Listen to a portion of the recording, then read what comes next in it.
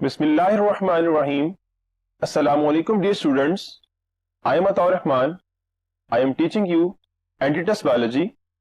Today we will discuss test number 18 and the topic is water and enzymes. To start discussion, let's move towards the board.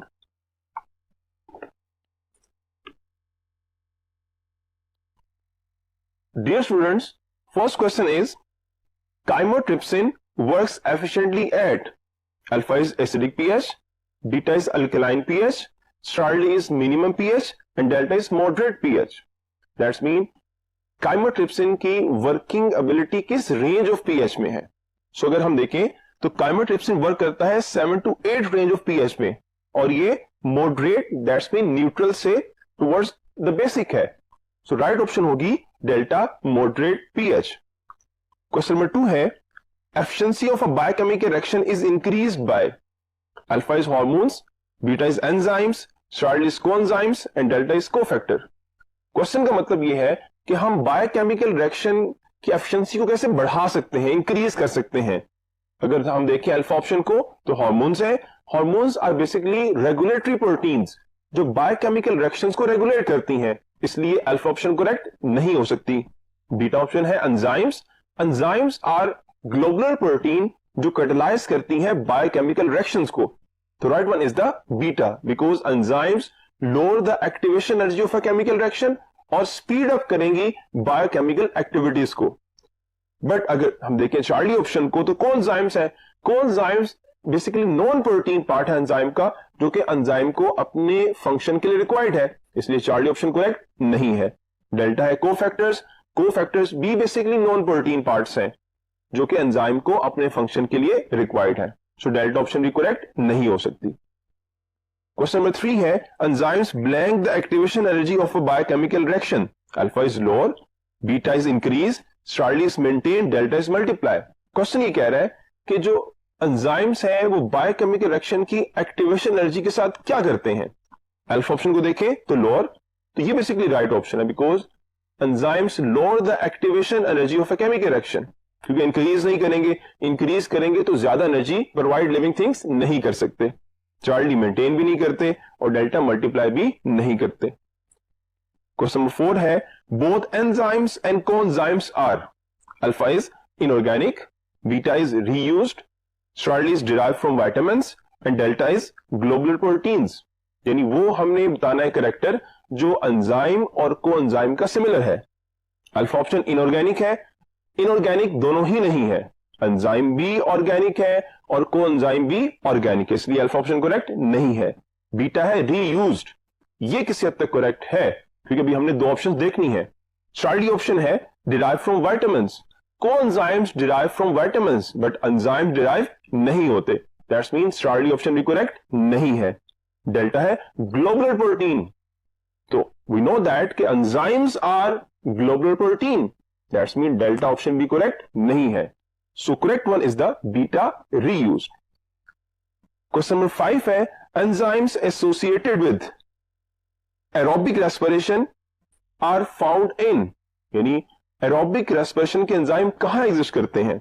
Alpha is mitochondria, beta is chloroplast, Charlie is cytoplasm and delta is ribosomes. Alpha है mitochondria. Mitochondria is called as power house of cell because mitochondria provide ATP. And what is the chemical reaction? Aerobic respiration. So right one is alpha. But beta option में क्या है? Chloroplast. Chloroplast plant में exist करती है organelle. उसका काम क्या है? इसका काम लाइट एनर्जी को कन्वर्ट करना है केमिकल एनर्जी में. That's mean अगर क्वेश्चन में ये बात हो कि कौन सी ऑर्गेनेल लाइट एनर्जी को केमिकल में कन्वर्ट करती है तो आप कहेंगे क्लोरोप्लास्ट है, लेकिन क्वेश्चन में ये बात नहीं की गई. चार्ली ऑप्शन है cytoplasm. Cytoplasm is the cell sap जहां पे डिफरेंट केमिकल स्टोर होते हैं और बायोकेमिकल एक्टिविटीज होती हैं. इसको मीडियम ऑफ लाइफ कहा जाता है. सो अगर स्टेटमेंट में मीडियम ऑफ लाइफ की बात हो तो आप कहेंगे साइटोप्लाज्म. डेल्टा है ribosome. Ribosome is a factory of protein और so it's a good news for you कि आपके पास एक फैक्ट्री है और आप अमीर हो सकते हैं because it's a ribosome. So ribosome answer कब होगा जब स्टेटमेंट में प्रोटीन फैक्ट्री की बात हो. सो इस क्वेश्चन का right answer alpha mitochondria. Question number 6 है the blank of the enzyme is made up of two definite regions, यानी वो कौन सा पार्ट है एंजाइम का जो टू डिफरेंट डेफिनेट रीजन से मिलकर बना होता है। Alpha is active site, beta is binding site, start is catalytic site and delta is the allosteric site. Alpha है एक्टिव साइट। एक्टिव साइट वो पार्ट है एंजाइम का जिससे हम कहते हैं कि एंजाइम एक्टिविटी इस पार्ट पर रिस्ट्रिक्टेड है, इस पार्ट पर बाउंड है। सो एक्टिव साइट वो पार्ट है एंजाइम का जिसको फर्दर हम टू साइट्स में डिवाइड करते हैं, binding site and catalytic site में। बीटा ऑप्शन है बाइंडिंग साइट, तो वो उसकी एक फर्दर टाइप है, इसलिए बीटा ऑप्शन करेक्ट नहीं है। चार्ली ऑप्शन है कैटालिटिक साइट, तो वो उसकी एक साइट है, इसलिए वो भी आंसर नहीं हो सकता। And delta is the allosteric site. Allosteric site वो साइट है एंजाइम के ऊपर जहां पर एलोस्टेरिक रेगुलेटर्स, ये हम कह सकते हैं नॉन कंपेटिटिव इनहिबिटर बाइंड करता है। So right one is the alpha active site. अब अगर स्टेटमेंट चेंज की जाए और क्वेश्चन ये हो कि which side of the enzyme bind enzyme with substrate, तो आएगा बाइंडिंग साइट। और कौन सी साइड बेसिकली कैटालाइज करती है, तो फिर आंसर होगा कैटालिटिक साइट। क्वेश्चन नंबर 7 है according to the lock and key model there is no modification in the active site. Alpha is before enzyme action यानी पहले, beta is after enzyme action that's mean बाद में, start is during enzyme action यानी जब enzyme काम कर रहा है, and delta before, during and after enzyme action, and right one is the delta because lock and key model ये कहता है कि जब एक enzyme bind करेगा सबस्ट्रेट के साथ तो ना तो रिएक्शन से पहले, ना ड्यूरिंग और ना आफ्टर कोई चेंज आएगा। So right one is the delta. Question number 8 है if substrate concentration is unlimited rate of enzyme action becomes, यानी कंडीशन अप्लाई करनी है और कंडीशन हमारे पास क्या है कि सबस्ट्रेट कंसंट्रेशन अनलिमिटेड है, तो फिर रेट ऑफ एंजाइम एक्शन पे क्या अफेक्ट होगा। अब देखते हैं ऑप्शंस को। Alpha is inversely proportional to enzyme concentration, beta is the directly proportional to enzyme concentration and Charlie is directly proportional to substrate concentration and delta is inversely proportional to substrate concentration. So discuss करने से पहले 2 points clear होने चाहिए आपको कि inversely और directly proportional क्या होता है।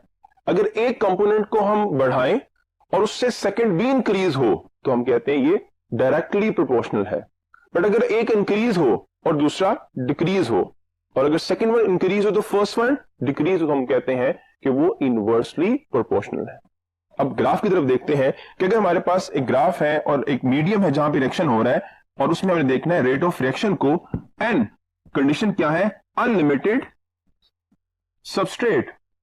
सो जब हम एंजाइम ऐड करेंगे तो फिर रेट ऑफ रिएक्शन इंक्रीज करेगा और कंटिन्यूसली इंक्रीज करेगा बिकॉज सबस्ट्रेट क्या है अनलिमिटेड है।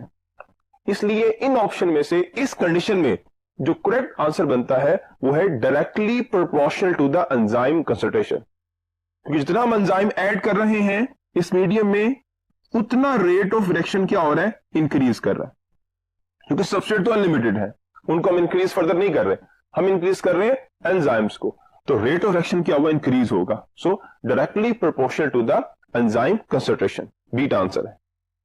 क्वेश्चन नंबर 9 है optimum pH for digestive enzymes of stomach is, alpha is highly acidic, beta is highly alkaline and Charlie is slightly acidic and delta is slightly alkaline. और stomach में जो enzyme होता है वो pepsin है और pH क्या है 2, that's mean 2 pH highly acidic है। So right one is the alpha highly acidic. Question number 10 है transformation of substrate into products is catalyzed by, alpha is activated catalytic site, beta is activated active site and Charlie is activated binding site and delta is activated allosteric site। Statement ये कह रही है कि जो transfer होना है substrate का into product वो कौन कैटालाइज करता है। अल्फा ऑप्शन है एक्टिवेटेड कैटालिटिक साइट, तो ये वो पार्ट है एंजाइम का जो कैटालाइज करवाता है रिएक्शन को और सबस्ट्रेट को प्रोडक्ट में कन्वर्ट करता है, तो राइट ऑप्शन क्या होगी अल्फा।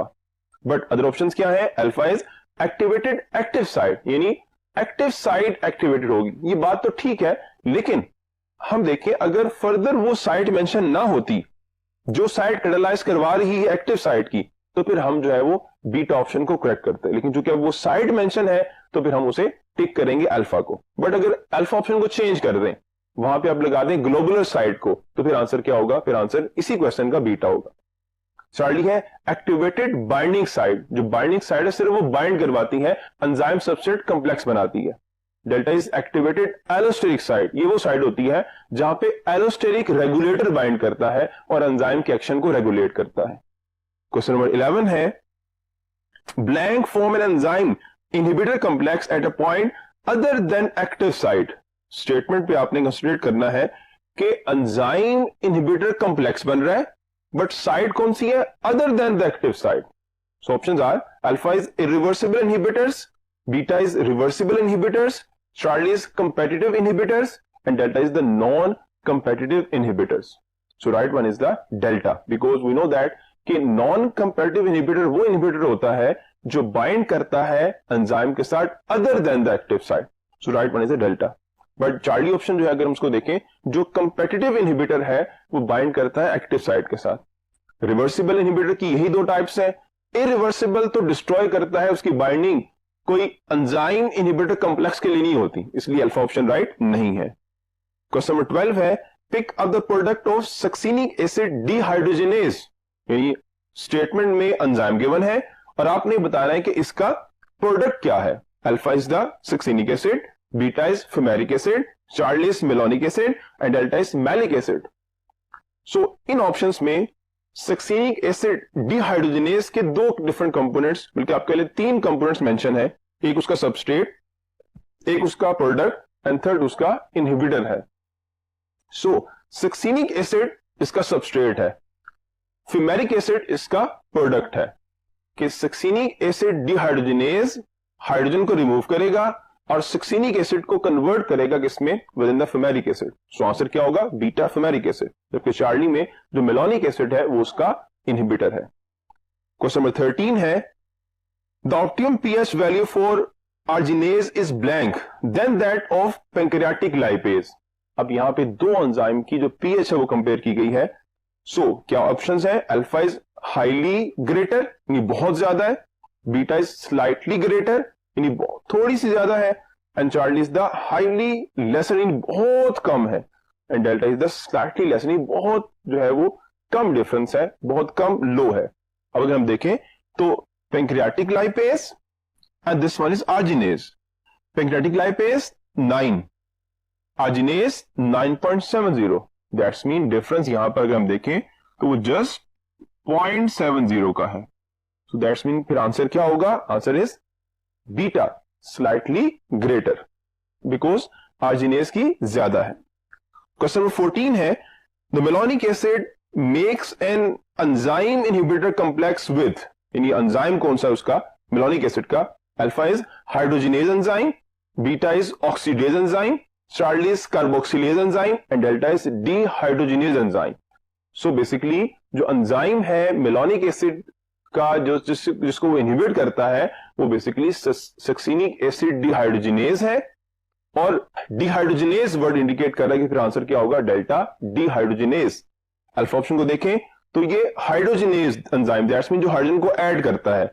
बीटा है ऑक्सीडेज एंजाइम जो ऑक्सीडेशन करवाते हैं, and Charlie is carboxylase enzyme जो कि कार्बन डाइऑक्साइड को रिलीज करवाते हैं। So right one is the delta.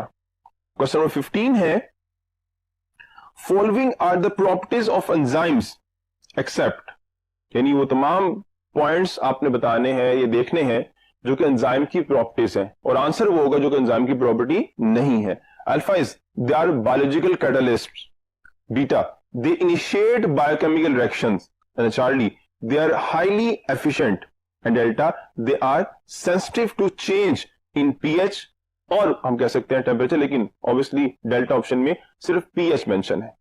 अब प्रॉपर्टीज रिकॉल करें तो अल्फा, चार्ली एंड डेल्टा ये एंजाइम की प्रॉपर्टीज हैं, बट जो बीटा है वो एंजाइम इनिशिएट नहीं करते, केमिकल रिएक्शन हो रहा होता है, एंजाइम आकर उसको स्पीड अप कर देते हैं, जिससे क्या होता है वो रिएक्शन जल्दी कंप्लीट हो जाता है। और ये पॉइंट गिवन है कि अगर एंजाइम ना होते तो फिर क्या होता कि रिएक्शन हो रहे होते लेकिन बहुत स्लो होते, तो लाइफ क्या हो जाती? इम्पॉसिबल हो जाती। That's why answer is the beta. Question number 16 है some enzymes require blank for their proper functioning, यानी कुछ एंजाइम है जिनको अपनी फंक्शनिंग के लिए क्या रिक्वायर्ड है? Alpha is optimum temperature, beta is cofactor, Charlie is optimum pH and delta is the aqueous medium.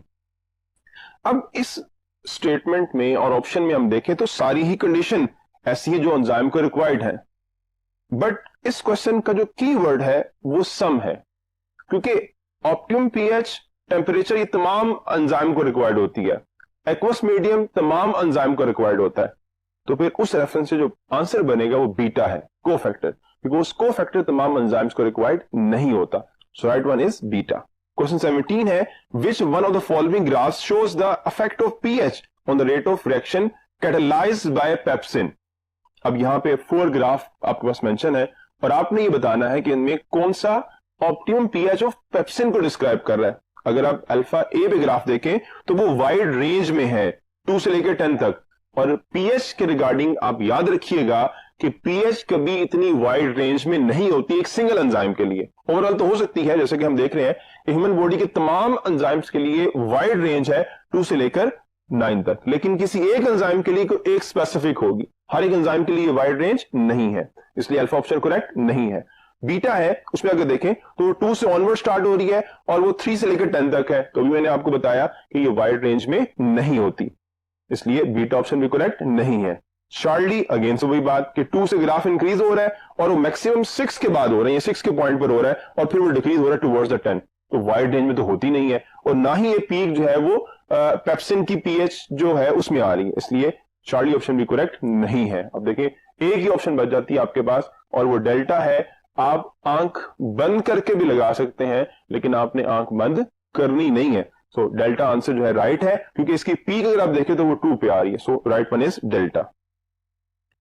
Question number 18 है, malonic acid competes for alpha is succinic acid, beta is fumaric acid, Charlie is acidic acid and delta is dehydrogenase. अब यहां पे point है malonic acid competes for, यानी किसके लिए वो कर रहा है, यहां पे की पॉइंट 4 है।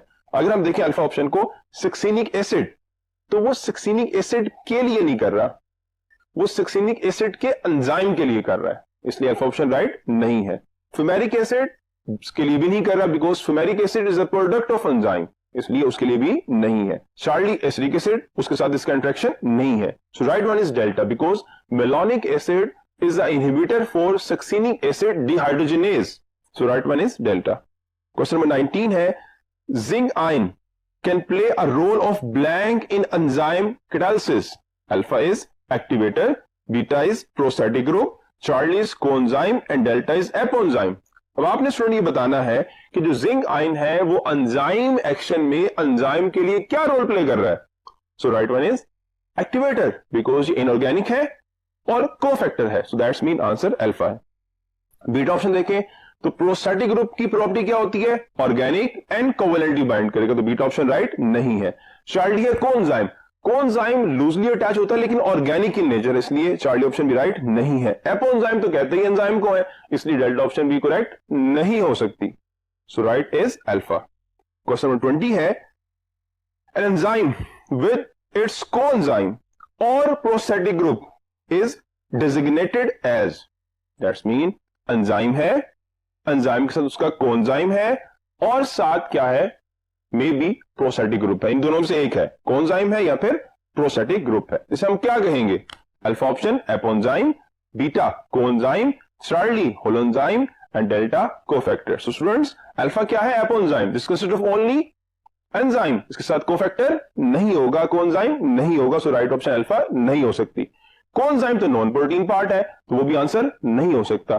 Charlie holoenzyme is the right answer, because जब एंजाइम और उसके साथ उसका कोएंजाइम या फिर उसके साथ अटैच हो उसका प्रोस्थेटिक ग्रुप, तो हम कहते हैं उसको होलोएंजाइम। होलो मतलब यहां हाली नहीं है, होलो मतलब ये रिलेट करे एंजाइम को जो कि एक्टिव होगा, and delta is cofactor. Cofactor non protein part of enzyme है जो कि एंजाइम को रिक्वायर्ड होता है फॉर द प्रॉपर फंक्शनिंग, ठीक है, तो right one is Charlie. Question number 21 है, the enzymes which are integral part of ribosomes are involved in, यानी वो एंजाइम्स जो कि राइबोसोम के इनसाइड एग्जिस्ट करते हैं, उसका पार्ट है, उसका कंपोनेंट है, वो किस चीज में इन्वॉल्व है। Alpha is ribosome synthesis, beta is protein senses, Charlie is lipid senses and delta is the carbohydrate senses. So जो राइबोसोम है वो क्या है, वो फैक्ट्री ऑफ प्रोटीन है. सो दैट्स मीन आंसर क्या होगा, बीटा प्रोटीन सेंसेस. अदर जो ऑप्शन है, अगर हम बात करें अल्फा की, ribosome senses is not the function of ribosome. Ribosome senses के एंजाइम न्यूक्लियस के इनसाइड न्यूक्लियोलस में होंगे, इसलिए अल्फा ऑप्शन करेक्ट नहीं है. चार्ली है lipid senses. Lipid senses cell का या सेल में आपके एससीआर का फंक्शन है तो उसके एंजाइम वहां एग्जिस्ट करेंगे. और कार्बोहाइड्रेट सेंसेस जो है वो विद इन द सेल और उसके एंजाइम वहां पे एग्जिस्ट करेंगे. So right one is beta. Question number 22. ES formation is facilitated by, ES stand for enzyme substrate complex. कौन बनाएगा, alpha is active side, beta is binding side, Charlie is catalytic side and delta is allosteric side. So जो function है ES complex बनाने का वो active side का एक part है that is called as binding side. तो right one is the beta binding side. Alpha option भी करेक्ट है, लेकिन मैंने पहले आपको क्वेश्चन में बताया था कि अगर वो टाइप स्पेसिफिक मेंशन ना हो, यानी एक बात है जनरल और एक स्पेसिफिक, अगर जनरल बात मेंशन हो तो आप उसे टिक करेंगे, लेकिन अगर ऑप्शन में स्पेसिफिक हो तो आप स्पेसिफिक की तरफ जाएंगे और एक कॉमन को आप निग्लेक्ट करेंगे. हाँ, अगर बीटा ऑप्शन को आप चेंज कर दें, यहां पे आप कर दें ग्लोबुलर साइड, तो फिर आंसर क्या होगा, आंसर भी चेंज हो जाएगा और आंसर अल्फा होगा. बट इस स्टेटमेंट के साथ और इन ऑप्शन के साथ बीटा है. एक्टिव साइड मैंने आपको बताया वो पार्ट है एंजाइम का जहां पे एंजाइम एक्टिविटी रिस्ट्रिक्टेड है, लिमिटेड है. चार्ली है कैटालिटिक साइड, ये कैटालाइज करवाएगी और स्टेटमेंट इस चीज की बात नहीं की गई. एंड डेल्टा है एलोस्टेरिक साइड, ये वो साइड होती है जहां पे इनहिबिटर बाइंड करता है और एंजाइम को रेगुलेट करता है. क्वेश्चन नंबर 23 है, according to the lock and key model which one of the following is a lock. Alpha coenzyme, beta enzyme, Charlie substrate, delta is inhibitor. So lock and key model के मुताबिक जो lock and की है, अब question में यह पूछा हुआ है कि लॉक क्या है, तो लॉक इज द एंजाइम्स, तो की क्या होगा, की इज सबस्ट्रेट. सो अगर क्वेश्चन हो लॉक का तो आप कहेंगे एंजाइम्स, और अगर क्वेश्चन हो की का तो आप कहेंगे वो सबस्ट्रेट है. इनहिबिटर इनहिबिट करता है, वो एंजाइम को एक्टिव नहीं करता, और कोएंजाइम नॉन प्रोटीन पार्ट है. क्वेश्चन नंबर 24 है, क्वेश्चन 24 है, blank the reaction rate is directly proportional to the enzyme available. यानी rate of reaction directly proportional होगा जितने एंजाइम अवेलेबल हैं.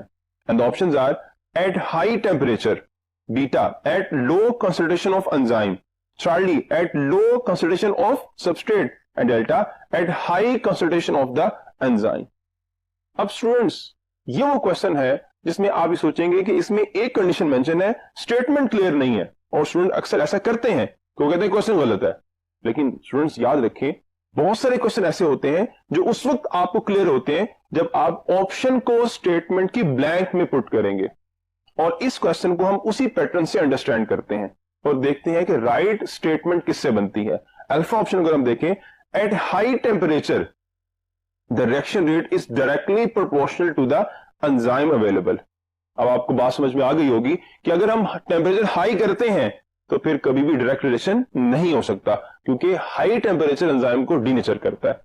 बीटा ऑप्शन है, at low concentration of enzyme the reaction rate is directly proportional to the enzyme available. अब ये कहीं किसी हद तक फिट आ रही है. किस तरह से, क्योंकि पहले कह रहे हैं एंजाइम कम है और जैसे ही एंजाइम ऐड करेंगे तो रेट ऑफ रिएक्शन क्या हो जाएगा, increase, that's mean directly proportional हो जाएगा. अदर ऑप्शंस को देखते हैं. चार्ली है at low concentration of substrate, अब अप्लाई करें, eight low concentration of substrate the reaction rate is directly proportional. अब देखें ना, स्टेटमेंट बात एंजाइम की है, सबस्ट्रेट की नहीं की गई, तो ये पॉइंट भी वहां पे पिक, ये पॉइंट भी वहां पे फिट नहीं हो रहा. Delta is eight high concentration of enzyme, अगर एंजाइम ऑलरेडी हाई है तो फिर इंक्रीज करने से रिएक्शन डायरेक्टली प्रोपोर्शनल नहीं होगा. अब एक ही इसमें ऑप्शन फिट हो रही है और वो है beta at low concentration of enzyme. So right one is the beta. Question 25 है, enzyme is denatured when temperature is increase beyond. यानी एंजाइम डीनेचर हो जाएगा किस वक्त, किस पॉइंट पर टेम्परेचर ज्यादा होगा, किस पॉइंट से ज्यादा होगा तो एंजाइम क्या हो जाएगा, वो डी नेचर हो जाएगा। अल्फा ऑप्शन है मिनिमम रेंज, बीटा ऑप्शन है maximum range, Charlie is the optimum range and delta is the moderate range. So graph में अगर आप देखें तो जो एंजाइम ग्राफ मेंशन है, इस ग्राफ में एक पॉइंट है ऑप्टिमम का, पहले लो है, इंक्रीज करेगा टेम्परेचर, तो ये पॉइंट आ गया ऑप्टिमम का, ऑप्टिमम टेम्परेचर। उसके बाद फर्दर इंक्रीज करेंगे तो यहां पे एंजाइम फौरन डीनेचर नहीं होगा, एंजाइम एक्टिविटी यहां पे डिक्रीज करेगी लेकिन डीनेचरेशन स्टार्ट हो जाएगी। एक पॉइंट आएगा जिसको हम कहते हैं maximum temperature, this one is the maximum temperature, जिस पर क्या होगा, एंजाइम डीनेचर हो जाएगा। So right one is the maximum range beta. और अगर हम इनएक्टिव की बात करें, लो टेम्परेचर पर ऑप्टिमम से डिक्रीज करेंगे तो एंजाइम एक्टिविटी डिक्रीज और मिनिमम पर आकर एंजाइम एक्टिविटी 0, लेकिन इसके बाद एंजाइम इनएक्टिव होगा, एंजाइम डीनेचर नहीं होगा, बिकॉज हाई टेम्परेचर पर एंजाइम डीनेचर और लो पर एंजाइम इनएक्टिव होता है। क्वेश्चन नंबर 26 है, if the inhibitor is blank enzyme will be render useless for ever. यानी अगर इनहिबिटर किस कैटेगरी का हो तो एंजाइम हमेशा के लिए यूजलेस हो जाता है। Alpha is the competitive inhibitor और ये रिवर्सिबल है, एंजाइम हमेशा के लिए यूजलेस नहीं होगा। बीटा नॉन कंपेटिटिव इनहिबिटर, ये भी वही है, रिवर्सिबल, दैट्स मीन एंजाइम हमेशा के लिए यूजलेस नहीं होगा। स्ट्रांगली रिवर्सिबल, तो नेम इंडिकेट कर रहा है कि एंजाइम रिवर्स हो सकता है, but delta irreversible, that's mean कभी भी एंजाइम रिवर्स नहीं हो सकता, हमेशा के लिए यूजलेस हो जाएगा। So answer is delta. Question 27 है, a competitive inhibitor competes with substrate for same active site but the competition is always won by that which is, यानी वो कंडीशन बतानी है जिसमें कंपटीशन हो रहा है और कोई एक जो है वो उस कंपटीशन में विन कर जाएगा। So alpha is the complementary to active site, beta is the complementary to enzyme, Charlie is more in concentration and delta is larger in size. अब अल्फा है complementary to active site, that's mean जो bind कर सकता है, तो bind दोनों ही कर सकते हैं, इसलिए ये पॉइंट करेक्ट नहीं हो सकता। बीटा है कंप्लीमेंट्री टू एंजाइम, ये भी बात जो है वो करेक्ट नहीं हो सकती, बिकॉज दोनों ही बाइंडिंग एबिलिटी रखते हैं, दोनों ही कंप्लीमेंट्री है एंजाइम के। स्टार्ली है मोर इन कंसंट्रेशन, ये पॉइंट करेक्ट है क्योंकि जो ज्यादा होगा वही ताकतवर होगा, ठीक है, तो उससे क्या होगा, वही बाइंड करेगा। अगर सबस्ट्रेट ज्यादा हुआ, सबस्ट्रेट बाइंड करेगा, एंजाइम एक्टिव हो जाएगा। अगर इनहिबिटर ज्यादा हुआ, इनहिबिटर बाइंड करेगा और एंजाइम क्या हो जाएगा, इनएक्टिव हो जाएगा। ये कंडीशन में एक्टिव, दूसरे में इनएक्टिव। और डेल्टा लार्जर साइज पे ये डिपेंड नहीं करता। So right one is Charlie. Question number 28 है, succinate is converted into fumarate by losing 2, यानी सक्सिनेट जो है वो कन्वर्ट होगा फ्यूमेरिक एसिड में या फ्यूमेरेट में, और उसमें से क्या चीज रिमूव होगी। Alpha is hydrogen atoms, beta is carbon atoms, Charlie is water molecules and delta is oxygen atoms. तो फ्यूमेरिक एसिड और सक्सिनिक एसिड जो डिफरेंस है वो नंबर ऑफ हाइड्रोजन का है, तो दैट्स मीन आंसर होगा alpha hydrogen atoms. Question number 29 है, active site of enzymes consist of, यानी एक्टिव साइट जो एंजाइम है वो किस पे कंसिस्ट करती है। Alpha is bulk of amino acids, beta is a few amino acids, स्टार्ली is numerous amino acids and delta is a lot of amino acids, यानी बहुत ज्यादा। बट जो एक्सप्लेनेशन है वो ये है कि we know that कि enzymes are made up of proteins and proteins are made up of polypeptide chain of amino acid, यानी पूरे एंजाइम में क्या है, पूरे एंजाइम में डिफरेंट अमीनो एसिड्स हैं और बहुत ज्यादा अमीनो एसिड्स हैं। सो फ्यू अमीनो एसिड जो है एग्जिस्ट करते हैं एक्टिव साइट के ऊपर, और few charge bearing amino acids, ये आपकी बुक में पॉइंट मेंशन है। So bulk of amino acid कहां पर होते हैं, बल्क ऑफ अमीनो एसिड जो है वो ग्लोबुलर साइट के ऊपर और फ्यू अमीनो एसिड जो है वो एक्टिव साइट के ऊपर। तो राइट ऑप्शन क्या बनेगी, beta, a few amino acids.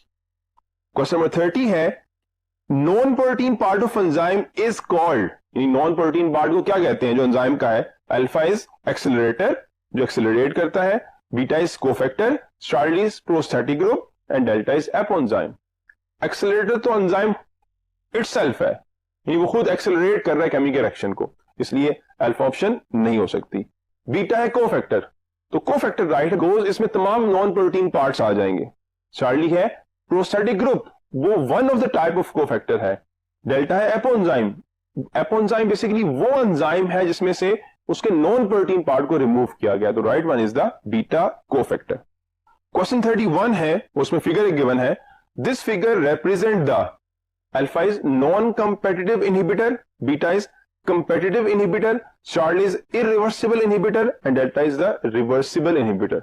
अब अगर फिगर को आप देखें तो फिगर में जो इनहिबिटर है वो बाइंड कर रहा है उस साइड के ऊपर जो एक्टिव साइड के अलावा है, सो इसका आंसर होगा alpha non competitive inhibitor, because जो कंपेटिटिव इनहिबिटर होता है वो बाइंड करता है एक्टिव साइड के साथ, सो answer is alpha. Question number 32 है, plants and animals produce cooling by alpha perspiration, beta evaporation, Charlie है ट्रांसपिरेशन एंड डेल्टा ऑक्सीडेशन। अब plants and animals cooling effect कैसे लेते हैं? एनिमल्स परस्पिरेशन से और प्लांट ट्रांसपिरेशन से, बट इन बोथ फिनोमिना जो कॉमन फैक्ट है वो वाटर का एवेपोरेट होना है, यानी वाटर जो है वो इन्वायरमेंट में मूव करेगा, सिर्फ स्वेटिंग हो जाने से इफेक्ट नहीं होगा। जब स्वेट रिलीज हुआ है तो वो उसमें जो वाटर है वो एयर में जाएगा, यानी वेपर में कन्वर्ट होगा, और ट्रांसपिरेशन में वाटर सरफेस पर आ गया है और वाटर सरफेस से फिर एयर में जाएगा, ये वो क्या है, वो भी बेसिकली एवेपोरेशन है, so answer is the beta. Oxidation तो प्रोसेस जो एनर्जी प्रोवाइड करता है, इसलिए डेल्टा ऑप्शन करेक्ट नहीं है। क्वेश्चन नंबर 33 है, great ability of absorbing heat with minimum change in temperature is held by, यानी वो कौन सा कंपोनेंट है जो बहुत ज्यादा हीट को एब्सॉर्ब कर लेता है लेकिन उसके टेम्परेचर में बहुत ही कम चेंज आता है। Alpha is water, beta is fats, Charlie is carbohydrates and delta is proteins. Fats जो होती हैं वो बॉडी इंक्रीज का तो बायस बनती हैं, लेकिन टेम्परेचर के रेफरेंस से उसका इफेक्ट उस तरह से नहीं है। मैं ओबेसिटी की बात कर रहा था, पर कार्बोहाइड्रेट जो है सोर्स ऑफ एनर्जी है, वो भी इतनी हीट को एब्जॉर्ब नहीं करेंगे। प्रोटीन्स का फैक्टर भी नहीं है, हाँ सम प्रोटीन्स है जरूर जिसको हम हीट शोक प्रोटीन्स कहते हैं, लेकिन वो नॉर्मल सेंसाइज नहीं होगी, वो तो कंडीशनल प्रोटीन्स हैं। जो नॉर्मल कंडीशन के अंदर वर्क करेगा वो सिर्फ और सिर्फ एक कंपोनेंट है और वो वाटर है, दैट्स मीन पानी। अल्फा ऑप्शन राइट है। क्वेश्चन नंबर 34 है, water is excellent solvent for, excellent solvent है किसके लिए? Alpha is the non polar substance, beta is the polar substance, Charlie is non ionic substance and delta is the hydrophobic substance. अब statement में बात है solvent character की, यानी dissolve कर लेगा। सो अल्फा को देखें, नॉन पोलर सब्सटेंस, तो वाटर जो है पोलर सॉल्वेंट है, नॉन पोलर को डिसॉल्व नहीं करेगा, सो अल्फा ऑप्शन राइट नहीं हो सकती। बीटा ऑप्शन पोलर सब्सटेंस, तो पोलर सॉल्वेंट है तो पोलर को डिसॉल्व करेगा, सो बीटा राइट ऑप्शन है। लेकिन चार्ली को देखते हैं, चार्ली है नॉन आयनिक सब्सटेंस, तो नॉन आयनिक को भी डिसॉल्व नहीं करेगा। डेल्टा इज हाइड्रोफोबिक सब्सटेंस, यानी वो सब्सटेंस जो वाटर से अट्रैक्ट नहीं होते, और यही वो सब्सटेंस है जो कि नॉन पोलर है, so that's mean delta option भी करेक्ट नहीं है, right one is beta. Question number 35 है, heat of vaporisation is expressed as, यानी जो हीट ऑफ वेपराइजेशन है उसे कैसे एक्सप्रेस करते हैं? Alpha is calories absorb per gram vaporized, beta is kilo calories absorb per gram vaporized, Charlie is calories released per gram vaporized and delta is the kilo calories release per gram वेपराइज्ड। Alpha option का मतलब है कि calories absorb हो रही हैं और वेपराइज्ड हो रहा है, बीटा का मतलब है किलो कैलोरीज एब्जॉर्ब हो रही हैं और जो है वो पर ग्राम वेपराइज्ड हो रहा है, चार्ली का मतलब है कैलोरीज रिलीज हो रही हैं और पर ग्राम वेपराइज्ड हो रहा है, और डेल्टा है किलो कैलोरीज रिलीज हो रही हैं और पर ग्राम वाटर वेपराइज हो रहा है। अब इन ऑप्शन में चार्ली और डेल्टा तो एक्सक्लूड हो जाएंगी, बिकॉज इसमें कैलोरीज रिलीज नहीं होती, एब्जॉर्ब होती हैं।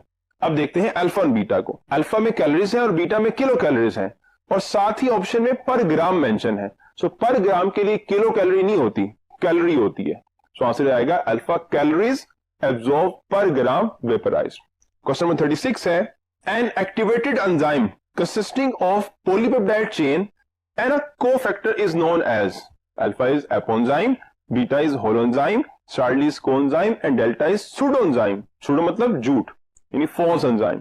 अब स्टेटमेंट में ये बात पूछी हुई है कि एंजाइम है और उसके साथ कोफैक्टर है, तो क्या होगा? वो ऑब्वियसली holoenzyme होगा, because alpha option apoenzyme, enzyme में से कोफैक्टर को रिमूव किया गया है, सो एपोएंजाइम ऑप्शन नहीं है, बिकॉज अगर स्टेटमेंट में ये बात होती an activated enzyme consisting of polypeptide chain only, तो फिर आप कहते हो वो क्या है? वो एपोएंजाइम, लेकिन ऐसी बात नहीं है।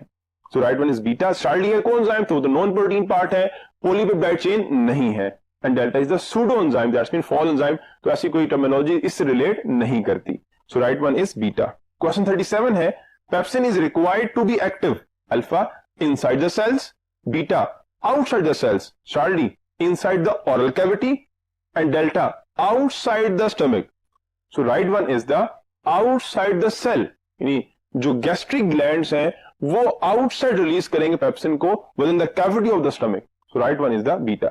अब स्टमक डेल्टा में तो मेंशन है लेकिन वो आउटसाइड वर्ड की वजह से डेल्टा ऑप्शन करेक्ट नहीं है.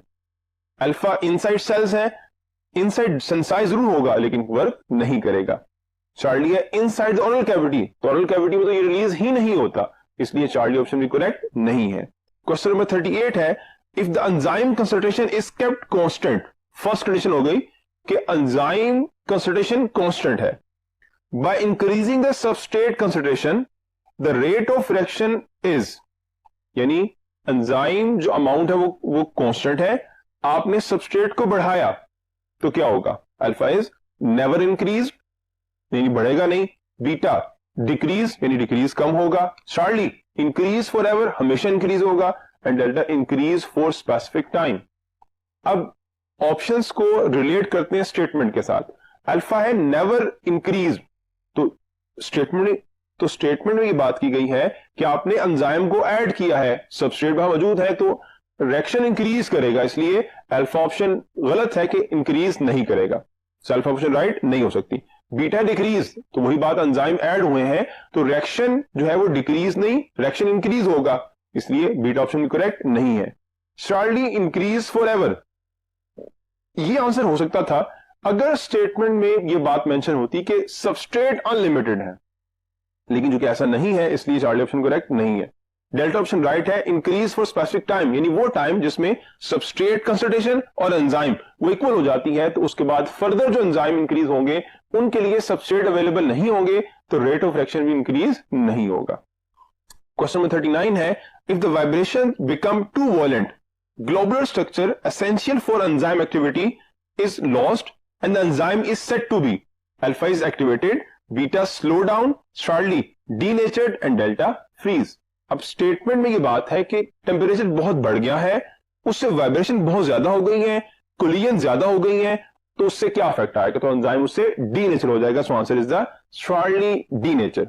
बट अगर ये स्टार्ट की बात होती, इनिशियली वाइब्रेशन इंक्रीज हुई है तो फिर रेट ऑफ रिएक्शन इंक्रीज होता, एंजाइम एक्टिव होता, लेकिन बात है एक स्पेसिफिक टाइम की, उसमें ऐसा नहीं होगा. क्वेश्चन नंबर 40 है competitive inhibitors are alpha homologous to substrate, beta analogous to substrate, Charlie smaller than substrate and delta larger than substrate.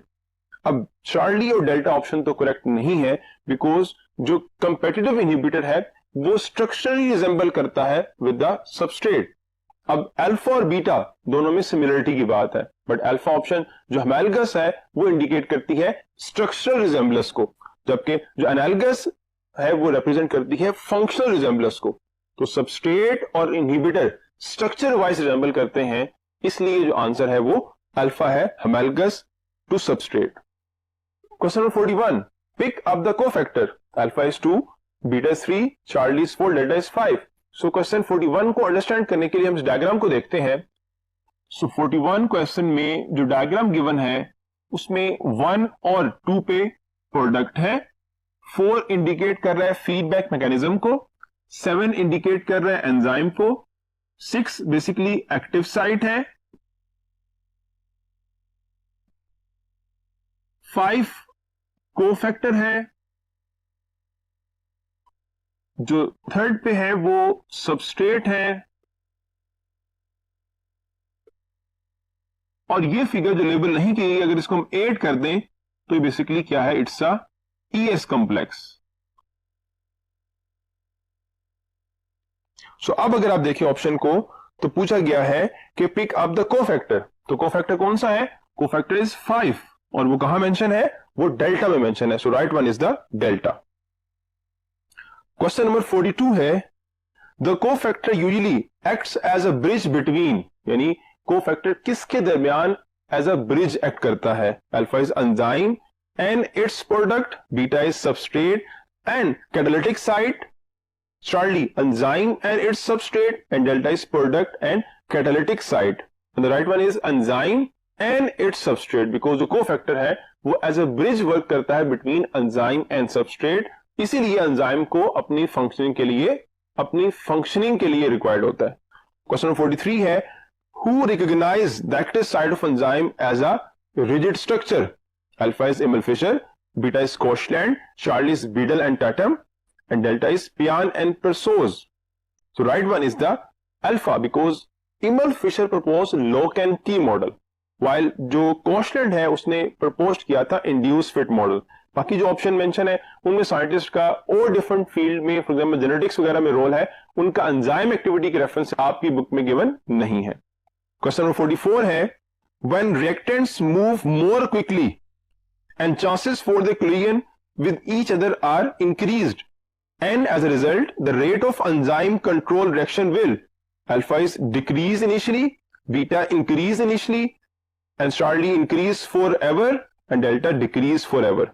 तो right one is the increase initially, क्योंकि अगर इनिशियली मूव करना शुरू करेंगे तो उनकी कोलिजन्स होंगी और कोलिजन से क्या होगा, केमिकल रिएक्शंस होगी, लेकिन अगर ऐसा बहुत ज्यादा होगा तो फिर रेट ऑफ रिएक्शन क्या होगा, डिक्रीज होगा. So right one is beta.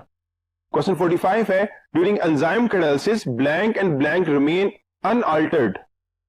Alpha is enzyme and coenzyme, beta enzyme and substrate, Charlie is substrate and coenzyme, delta substrate and cofactor. जो अनचेंज रहते हैं वो एंजाइम और कोएंजाइम है. बीटा ऑप्शन में एंजाइम मेंशन है, वो अनचेंज है लेकिन सबस्ट्रेट प्रोडक्ट में कन्वर्ट हो जाएगा. चार्ली ऑप्शन में सबस्ट्रेट मेंशन है, कोएंजाइम अनचेंज रहेगा लेकिन सबस्ट्रेट प्रोडक्ट में कन्वर्ट हो जाएगा.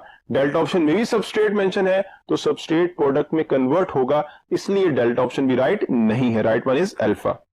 क्वेश्चन 46 है, A convert into B, B convert into C, C convert into D and ultimately D convert into E. ये बेसिकली एक एग्जांपल मेंशन है कि विद इन द सेल और within the living things जो different chemical reactions हैं वो one step नहीं होते, सिंगल स्टेप नहीं होते, एक कंप्लीट केमिकल कैस्केड होता है, सीरीज ऑफ केमिकल रिएक्शंस होते हैं जिसके बाद एक रिएक्शन कंप्लीट होता है और एक फाइनल प्रोडक्ट बनती है. जस्ट लाइक ग्लाइकोलाइसिस जो है आपने पढ़ा चैप्टर 11 में कि ग्लूकोज डायरेक्टली पायरुवेट में कन्वर्ट नहीं हो रहा, उसके इंटरमीडिएट डिफरेंट क्या है, केमिकल रिएक्शंस हैं. सो उसी को यहां पे लेबल किया गया. क्वेश्चन क्या है, accumulation of E will control the above pathway through. अब अगर कन्वर्जन देखें, A कन्वर्ट हो रहा है B में, B into C, C into D and D into E. And we know that कि लिविंग थिंग्स में इस तरह की केमिकल रिएक्शंस को कंट्रोल करने के लिए जो मैकेनिज्म है वो फीडबैक मैकेनिज्म है. अगर स्टेटमेंट में ये बात होती कि ये केमिकल रिएक्शन, ये केमिकल कैस्केड किस मैकेनिज्म के थ्रू रेगुलेट हो रहा है, तो फिर आप आंसर करते हैं अल्फा, फीडबैक मैकेनिज्म. लेकिन इस स्टेटमेंट में एक बात की गई है कि ई एक्यूमुलेट हो गया है, और ई एक्यूमुलेशन का मतलब यह है कि ई की जो कंसंट्रेशन है वो हाई हो गई है. सो अगर ई की अमाउंट, कोई केमिकल जो ई है उसकी अमाउंट बढ़ गई है तो उसका मतलब है बॉडी को अब ये फर्दर रिक्वायर्ड नहीं है. तो फिर क्या होगा, ई जो कंसंट्रेशन है वो इस रिएक्शन के फर्स्ट एंजाइम को इनहिबिट करेगी सो दैट फर्दर रिएक्शन ना हो.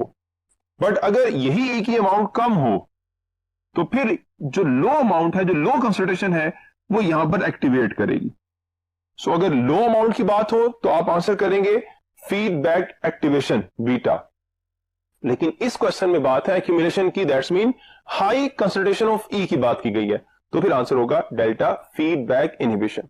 Positive feedback mechanism certain condition में होता है जिसमें एक फिनोमेना बस इंक्रीज ही होगा या डिक्रीज हो रहा तो डिक्रीज ही होगा, उसे कहते हैं पॉजिटिव फीडबैक मैकेनिज्म.